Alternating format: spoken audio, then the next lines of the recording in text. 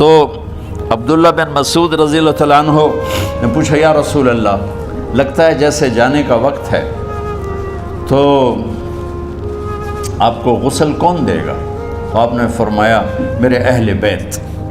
آپ کو کفن کون دے گا؟ کہا میرے اہل بیت۔ آپ کا جنازہ کون پڑھے گا؟ تو آپ رونے لگے۔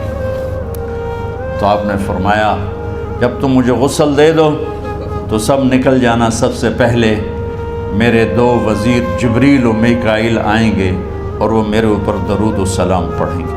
ہمارے نبی کا جنازہ ایسے نہیں ہوا اللہ اکبر اور پیچھے صفیں، آپ کی چارپائی کے پاس آ کر صحابہ کھڑے ہو جاتے تھے، وہ میں ابھی بتاتا ہوں۔ تو آپ نے فرمایا سب سے پہلے جبریل و میکائیل آ کر میرے اوپر درود و سلام پڑھیں گے، پھر اس کے بعد 7 آسمان کے فرشتے باری باری آئیں گے۔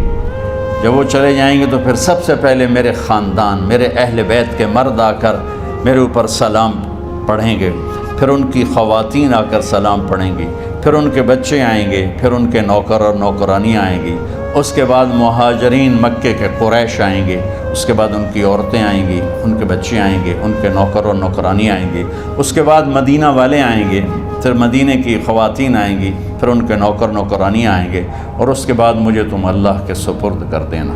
اور پھر آپ نے ایک عجب بات فرمائی جو کسی نبی نے نہیں فرمائی، فرمایا کہ میرے بعد میری آنے والی امت کو میرا سلام کہہ دینا، اور انہیں کہنا کہ ان کے بعد جو آئیں ان کو بھی میرا سلام کہہ دینا۔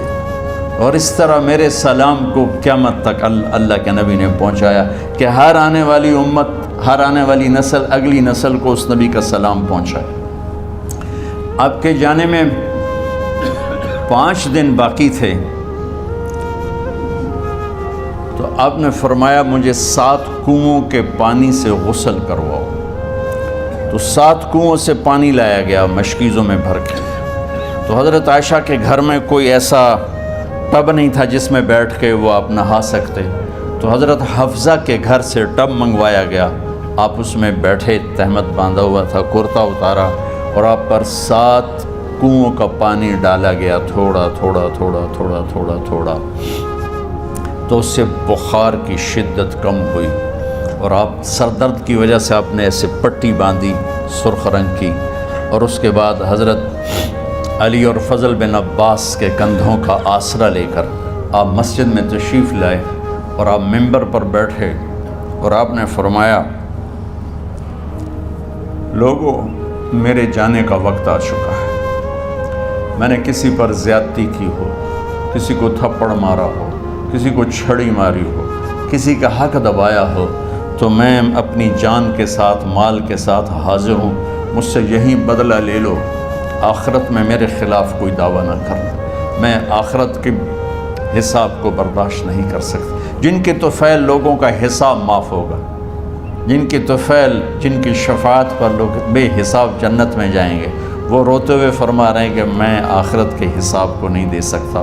تو سارے صحابہ رونے لگے، لیکن آپ اپنی بات کو دہراتے رہے، کوئی بھی نہیں اٹھا۔ تو آپ نے ظہر کی نماز پڑھائی، ظہر کے بعد پھر ممبر پر آئے اور فرمایا کہ لوگو یہیں مجھ سے حساب کتاب کر لو، آگے نہ کرنا،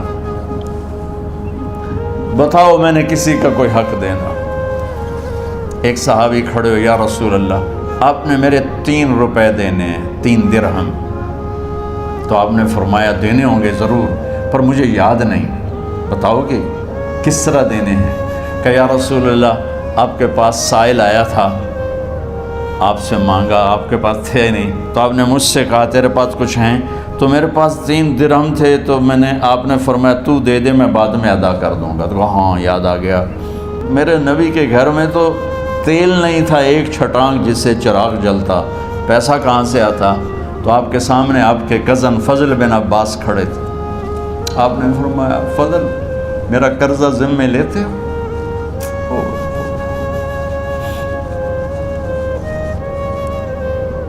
جن کے لیے کائنات سجائی گئی، جنت کی چابیاں جن کو پکڑائی گئیں، جاتے ہوئے 3 روپے دینے کی ہمت نہیں تھی۔ کہ فضل میرا قرضہ ذمے لیتے ہو؟ کہ جی یا رسول میں اپنے ذمے لیتا ہوں۔ کہ اس سے لے لینا۔ آپ گھر تشریف لے گئے۔